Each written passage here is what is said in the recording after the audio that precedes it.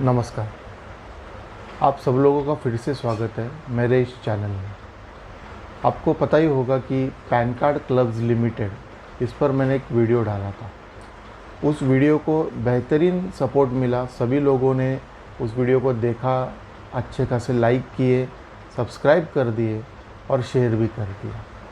लेकिन जो कुछ मैंने वीडियो में बताया था वो बहुत से लोगों ने फॉलो करके अपने अपने क्लेम्स वगैरह सब कुछ चेक कर लिए। लेकिन उस चेक करते समय सभी लोगों को कुछ ना कुछ दिक्कतें सामने आई और वो दिक्कतें कुछ तरह से मैं सॉल्व कर चुका हूँ। जितने भी कमेंट्स आए थे और उस कमेंट्स मुझे जितने समझ में आए उस पर मैं अच्छे तरीके से सबको आंसर कर पा रहा हूँ, अभी भी कर रहा हूँ और जितना हो सके उतना करता रहूँगा। लेकिन इतना मुझे ध्यान में आ गया कि ये जो कमेंट जितने भी आ रहे हैं ये लगभग एक तरीके के कमेंट्स हैं।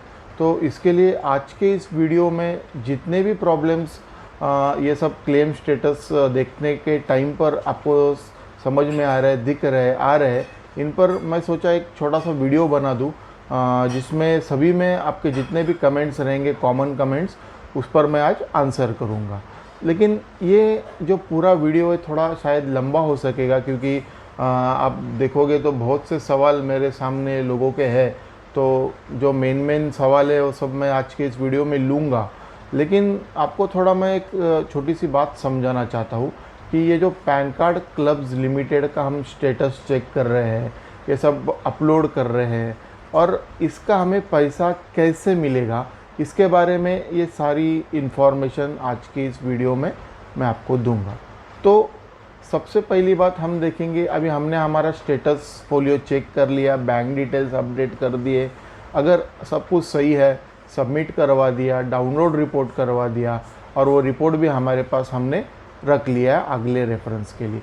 तो अभी सवाल बचता है कि हमें पैसा मिलेगा कैसा। तो जब भी कोई जो कंपनी होती है ये दिवालखोरी में जाती है, इंसॉल्वेंसी में जाती है, तो उस कंपनी से जिसने इन्वेस्ट किया है उनका पैसा दो तरीके से आ सकता है। एक पहला तरीका है आपका, तो पहली बात मतलब रिजोल्यूशन प्लान, यानी इस कंपनी को कोई ना कोई खरीदेगा और वो जो भी कुछ पैसा देगा वो पैसा हम लोगों में बांटा जाएगा। और दूसरा होता है लिक्विडेशन, यानी जितने भी पैन कार्ड क्लब्स लिमिटेड की प्रॉपर्टी है वो गवर्नमेंट ऑफ इंडिया या सेबी या कोई भी जो गवर्नमेंट से निगड़ित है ये बेचेगी उसको और उससे जो पैसा आएगा वो पैसे से हमारा भुगतान होगा। लेकिन अब ये रेजोल्यूशन प्लान का जो है ये काम कैसे करता है, ये थोड़ा सा ये इस वीडियो में हम ज़रूर देखेंगे। तो क्या होता है कि पकड़ के चलो, एक कंपनी ए, कंपनी बी और कंपनी सी, ये तीन कंपनियां सामने आ गई और उन्होंने कह दिया कि पैन कार्ड क्लब लिमिटेड को हम खरीद लेते हैं या आगे हम चलाएंगे और उसके बदले में हम फलाना पैसा इन्वेस्टर्स को दे देंगे। तो अब इस वीडियो में हमें यही देखना है कि अगर कोई कंपनी सामने आती है, अगर उसको हमें पैन कार्ड क्लब लिमिटेड की प्रॉपर्टी देनी है या कंपनी चलाने देनी है, तो उसके लिए हमें एक ई वोटिंग करना पड़ता है। ई वोटिंग यानी क्या, तो इस कंपनी में हमारे सबके पैसे इसमें ऑलरेडी स्टकअप है और ये पैसा हमें मिलना हमारा राइट है। अगर कोई कंपनी खरीदता है तो वो हमें पैसे किस तरीके से देगा ये जानने के लिए हमें बहुत ज़रूरी है, क्योंकि हमारे सबका पैसा विथ इंटरेस्ट हमें मिलना यही हमारा मोटिव है। तो for example A company, B company और सी कंपनी, तीन कंपनी सामने आई है और तीनों भी कंपनीज़ ने बता दिया कि मैं 500 करोड़ दूंगा, बी कंपनी ने बता दिया मैं 550 करोड़ दूंगा और सी कंपनी ने बता दिया मैं 590 करोड़ दूंगा। अब एक ऐसा अगर अंदाज देखेंगे तो जितने भी इन्वेस्टर्स हैं उनकी जो अमाउंट है वो लगभग 9.5 से 10,000 करोड़ के बीच में ये अमाउंट है। और ये जो कंपनीज़ खरीदना चाहती है पैन कार्ड को, यानी रिजोल्यूशन प्लान जिसे कहा जाता है, ये लोग क्या करेंगे, हमें ज़्यादा से ज़्यादा 600-700 करोड़ रुपए देंगे। तो सोचो अगर 10,000 करोड़ किधर और 600-700 करोड़ किधर, अगर ये 600-700 करोड़ हमने एक्सेप्ट कर लिए तो हमारे हिस्से पर क्या आने वाला है? अगर देखा जाए तो अगर 1 लाख रुपया अगर हमने इसमें डाला है, फॉर एग्ज़ाम्पल मैं बता रहा हूँ, तो हमें 2-3 हज़ार रुपया ही हमको मिलेगा। लेकिन कोई भी कंपनी को हमारी कंपनी जाने से पहले गवर्नमेंट ऑफ इंडिया क्या करेगी? हम सब लोगों से ई वोटिंग मांगेगी। तो टेंटेटिव डेट तो मुझे भी पता नहीं, लेकिन अंदाज़ा एक 22 या 23 तारीख को या फिर इसी महीने में हम सबको ई वोटिंग करना है। ई वोटिंग का जो भी डेट रहेगा वो आपको पता ही चल जाएगा, और आपको कहाँ से ये ई वोटिंग करवाना है ये भी मैं आज के इस वीडियो में आपको बताऊंगा। तो चले हम पहला थोड़ा सा सवाल की तरफ हम चलते हैं, जो लोगों ने बहुत सारे कमेंट्स करके पूछे हैं। इस वीडियो को ज़रूर आप पूरा देखिए, क्योंकि मुझे पता नहीं आपका सवाल कब पहले ही आ जाए या आखिरी में आ जाए या बीच में आ जाए, लेकिन अगर सभी सवालों के जितने भी उत्तर है वो अगर आप सुन लो तो एटलीस्ट आप संतुष्ट हो जाओगे कि आपने जो भी कुछ क्लेम स्टेटस चेक करते वक्त किया है वो सही है। तो सबसे पहला जो कॉमनली सवाल पूछा गया था वो ये होगा, अगर मेरा फोलियो ग्रीन में है तो क्या मुझे बैंक डिटेल्स भरनी होगी? हाँ, इसका आंसर है हाँ। अगर आपका फोलियो सब सही दिखा रहा है, आपका क्लेम अमाउंट, आपका एलिजिबल अमाउंट अगर सब कुछ सही है, यानी ग्रीन कलर में है, फिर भी आपको अपनी बैंक डिटेल्स डालनी है। बैंक डिटेल्स डालते समय आपको एक बात का ज़रूर ध्यान रखना है, और वो बात मतलब क्या कि बैंक डिटेल्स डालते वक्त कोई भी गलती ना करे, क्योंकि ये लास्ट चांस है हमें कुछ भी एडिट करने का। मुझे पता नहीं इसके बाद हमें एडिट का ऑप्शन मिलेगा या नहीं मिलेगा। इसमें दूसरा सवाल मेरे पास आया है, हाँ, मैंने सीए फॉर्म भरा हुआ है, मैंने सब कुछ किया हुआ है, लेकिन मेरा लॉगिन नहीं हो पा रहा है। तो दोस्तों मैं आपको बताना चाहूँगा कि 8 दिसंबर 2022, 8 दिसंबर 2022 तक जिन्होंने फॉर्म भरे थे उनका ही क्लेम स्टेटस यहाँ पर हमें देखने को मिलेगा। उसके बाद अगर कोई भरा है तो उसका इधर दिखेगा नहीं। कोई लोगों को इनवैलिड ही आ रहा है कि लॉगिन ही नहीं हो पा रहा है, तो उसका मैंने जो बताया ये एक कारण हो सकता है। और दूसरा कारण ये भी था कि जब हमने शुरुआत में यानी अगस्त सितंबर में सीए फॉर्म भर दिए थे, तभी फोलियो नंबर डालना मैंडेटरी नहीं था।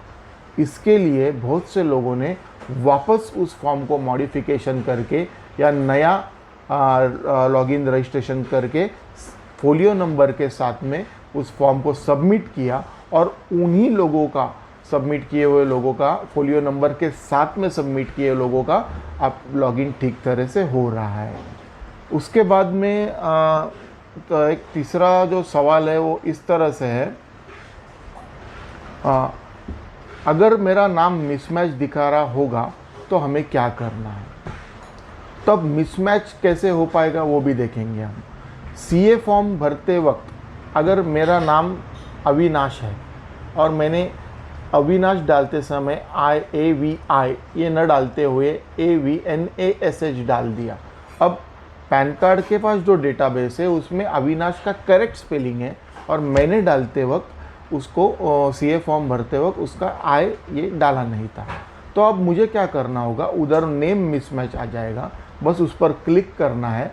जैसे ही क्लिक करोगे एक नया विंडो आपके सामने खुल जाएगा, उधर आपको बस चूज़ करना है नेम स्पेलिंग मिस्टेक। उसके बाद में आपको आपका पैन या फिर आधार उधर अपलोड कर देना है।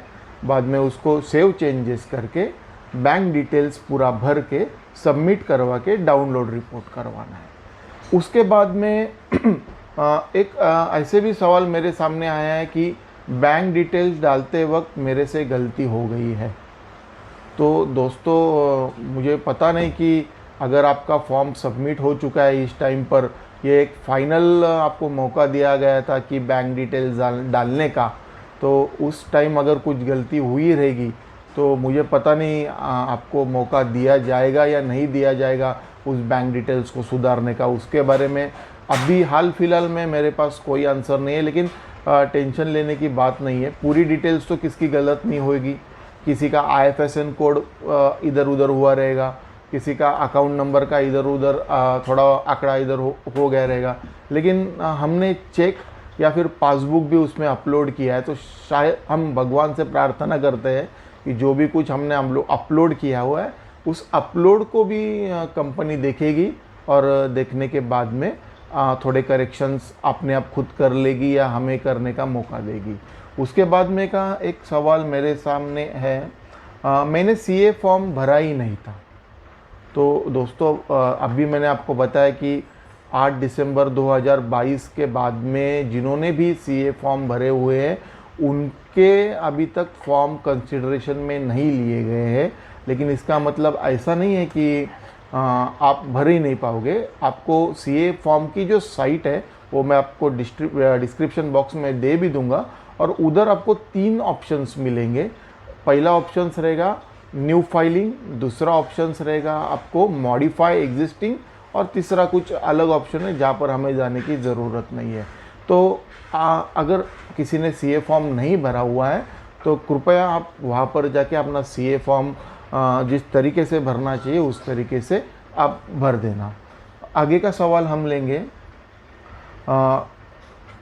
हमने CA फॉर्म जब फिल किया था, अपलोड किया था, तब हमने फलाना फलाना बैंक उसमें डाला था। अब मेरी वो बैंक खाता बंद हो चुका है, अब मैं नई बैंक डाल सकता हूँ क्या?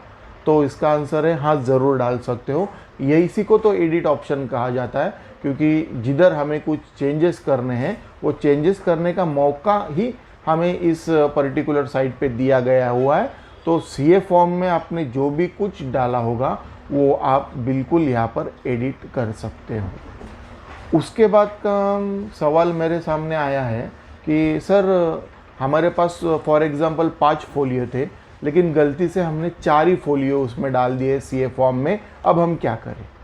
तो दोस्तों आप अगर वो साइट खोलोगे जहाँ पर आपको स्टेटस चेक करना है, वहाँ पर आपको ऊपर एक बटन दिखेगी ऐड फोलियो।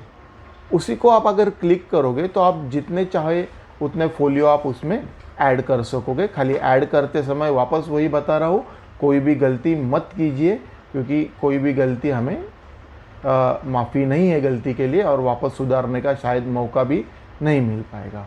अगला सवाल है, CA फॉर्म भरते वक्त मेरी शादी नहीं हुई थी। एक लेडीज़ ने मेरे को ये सवाल दिया था, मेरी शादी नहीं हुई थी, लेकिन अब शादी होने के बाद, मेरे ससुराल जाने के बाद मेरे सारे नेम्स वगैरह चेंज हो चुके हैं, अब मुझे क्या करना चाहिए? तो इसके लिए एक ही सवाल है, अगर आपका किधर नेम मिसमैच बता रहा है या तो फिर CA फॉर्म भरते वक्त आपने अपना ससुराल की तरफ का नाम अगर आपने डाला है और सर्टिफिकेट में आपके शादी के पहले का नाम है, तो उसमें ज़रूर मिसमैच आएगा। इस समय आपको मिसमैच का आपको पर्टिकुलर रीज़न पूछा जाएगा जब आप उसको फोलियो को क्लिक करोगे, और उस रीज़न में आपको डालना है कि मैरिज। अगर मैरिज डाले हो तो आपका मैरिज सर्टिफिकेट है, या तो फिर नाम चेंज करने के बाद जो गैजेट मिलता है आपको, वो आप अपलोड कर सकोगे, और आपका जो भी परेशानी है नेम चेंज की शादी के बाद की, तो वो भी उससे सॉल्व हो जाएगी। अगला सवाल हम देखेंगे,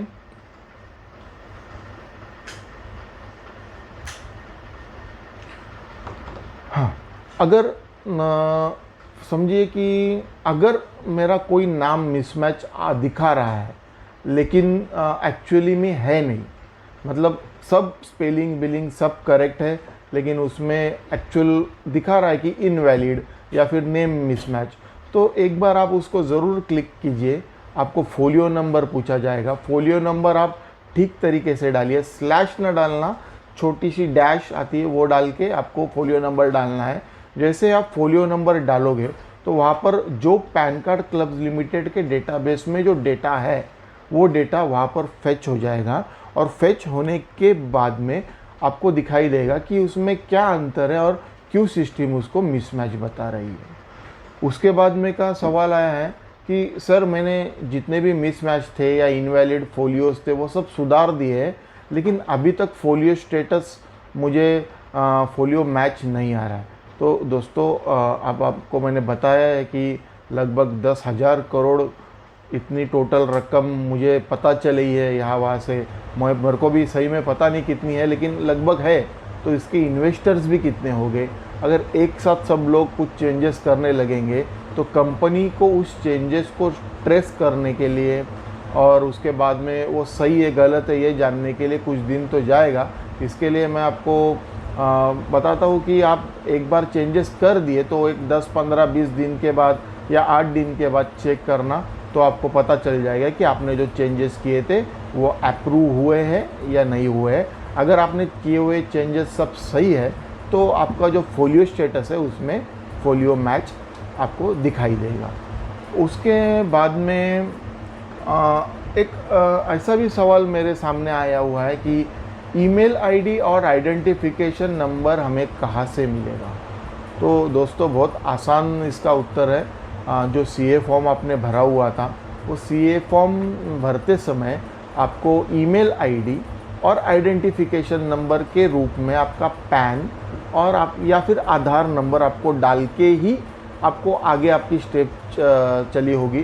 तो जो भी कुछ आपने डाला होगा आपका सीए फॉर्म का, अगर आपके पास कॉपी है तो उस कॉपी ले लो, उसके सामने रखो आपके सामने, और उसके ऊपर जो भी आपका आधार नंबर या पैन नंबर जो भी कुछ है तो वो सारे उसमें आपका आइडेंटिफिकेशन नंबर हो जाएगा। और ईमेल आईडी, जिस ईमेल आईडी से आपने लॉगिन किया हुआ था उस समय, वो आपका ईमेल आईडी हो जाएगा। ये थे सारे कुछ जो सवाल जो मेरे को कमेंट्स में आए थे। मैंने कोशिश की है कि सारे जितने भी कमेंट्स थे उसको मैंने आंसर किया हूँ, लेकिन फिर भी कॉमनली फ्रीक्वेंटली आस्क्ड क्वेश्चंस यही थे जो मैंने आपको बता दिए हैं। और इसके आगे मैं आपको बताऊंगा कि आपको ई वोटिंग कैसे करनी है। तो इसके लिए मैं आपको सीधा लेके चलूँगा मेरे स्क्रीन पर। ज़रूर इस वीडियो को पूरा देखिए और देखने के बाद लाइक, शेयर और सब्सक्राइब कीजिए। समझिए कि यही मेरी फ़ीस है। अगर आप सब्सक्राइब कर दोगे, जितना शेयर करोगे उतना मेरे हर एक भाई बहनों तक ये वीडियो पहुंचेगी और इस वीडियो से क्यों ना हो उनका कुछ ना कुछ फ़ायदा हो पाएगा, यही मेरा एक टारगेट है। तो चलिए हम देखेंगे कि आपको ई वोटिंग करने की डेट जब भी पता चलेगी तो ई वोटिंग कैसे करनी है। अब आपको ई वोटिंग करते समय आपको जो सामने प्लान दिख रहा है उसको हाँ बोलना है या ना बोलना है, ये पूरी तरीके आपके ऊपर है कि आप हाँ बोलो या ना बोलो। लेकिन आप पहला समझ लो कि आपको ई वोटिंग कहाँ से करना है और हम किसको यस और नो बोलने वाले हैं। तो चलिए हम चलेंगे हमारे स्क्रीन पर लाइव। चलिए फिर हम देखेंगे कि हमें टोटल ये ई वोटिंग जो करना है किस तरीके से करना है, कहाँ से करना है, ये अभी के इस वीडियो में हम देखेंगे। तो ई वोटिंग करने के लिए जस्ट आपको आपका गूगल खोलना है, इसमें लिखना है पैन कार्ड क्लब्स लिमिटेड। इसको क्लिक कीजिए पैन कार्ड्स क्लब लिमिटेड को, तो ये आपको एक साइट दिखेगी पैन कार्ड्स क्लब लिमिटेड। इसको ओपन कर दीजिए। ओपन करने के बाद में कुछ इस तरह का पेज आपके सामने आएगा। इसमें देखेंगे आप कि इसमें सारी instructions, link for e voting instructions वगैरह सब दी हुई है। अब थोड़ी हम ई वोटिंग इंस्ट्रक्शंस कैसे करनी है ये हमें यहाँ पर देखने को मिलेगी। How to cast your vote, इसमें सारी इंस्ट्रक्शंस है आपकी। Steps to cast your vote, ऐसी कुछ लॉगिन पेज रहेगी। उसमें आपको आपका ईमेल आईडी जो आप अभी भर रहे हो स्टेटस के समय वो आपको डालना है। बाद में आपका आइडेंटिफिकेशन नंबर और ये जो कैप्चा कोड है ये डाल के आपको सबमिट करवाना है। ये सारी डिटेल्स अगर इसमें आप ये साइट पर जाके देखोगे तो एक तरीके से आपको सारी देखने को मिलेगी। तो आप देख रहे हो इधर की ये जो CIRP of PAN cards club limited has commenced and creditors are filing claims online. Yes, list of creditors has been published on the CRP website. Yes, no, rejected, कुछ भी। IRP of PAN card club limited has been appointed by NCLT, except. ये सब करते करते आपको जाना है और आपको यहाँ पर बताना है कि आपका ई वोटिंग करके कि आपको वो जो कोई रेजोल्यूशन प्लान आया है वो आपको लेना है या नहीं लेना है। तो ये आपको अपना खुद को डिसीजन करना है कि आप उस रेजोल्यूशन प्लान लेना चाहते हो या नहीं लेना चाहते हो। देखिए अभी ये तो इंस्ट्रक्शंस हो गई, उसके बाद में लिंक फॉर ई वोटिंग, इसमें हम देखेंगे कुछ इस तरीके से विंडो मैंने आपको बताई थी, ये अभी आपको खोल के ही बता रहा हूँ। ये आपको खोलनी है, शायद 22 या 23 तारीख को ये काम आपको करवाना होगा। आपका ईमेल आईडी, पैन नंबर वगैरह जो भी कोई आपने सीए फॉर्म भरते समय डाला था या फिर अभी स्टेटस चेक करते वक्त डाला था, तभी आपको इधर डालनी है, कैप्चा डालना है और सबमिट करवा देना है। ये होने के बाद में आपको ई वोटिंग करनी है। लेकिन ये ई वोटिंग करने से पहले यहाँ पर आप देखोगे कि click above for submission of claims, editing existing claims, view resolution plan on VDR, इस ये लिंक को अगर आप क्लिक करोगे तो ये वीडीआर खुलेगी आपकी, इसमें भी आपको डॉक्यूमेंट्स देखने को मिलेंगे।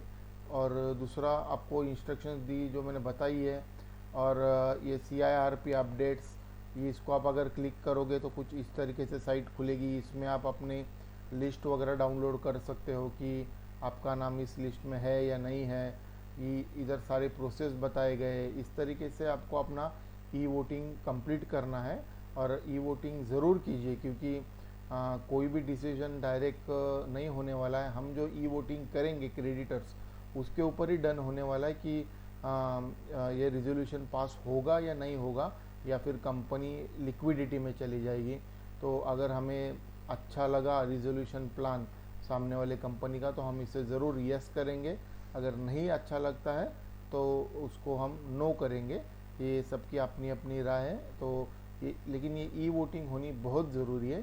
तो आप ज़रूर इस वीडियो को, इस पर्टिकुलर ई वोटिंग को देखना और ई वोटिंग करना। और इस मेरे पूरे वीडियो को आप देख लिए, बहुत लंबा वीडियो था, उसके लिए बहुत बहुत धन्यवाद आपका। आज की वीडियो में इतना ही, और आगे के अपडेट्स ज़रूर आपको लेके आऊँगा मैं। आज के लिए धन्यवाद।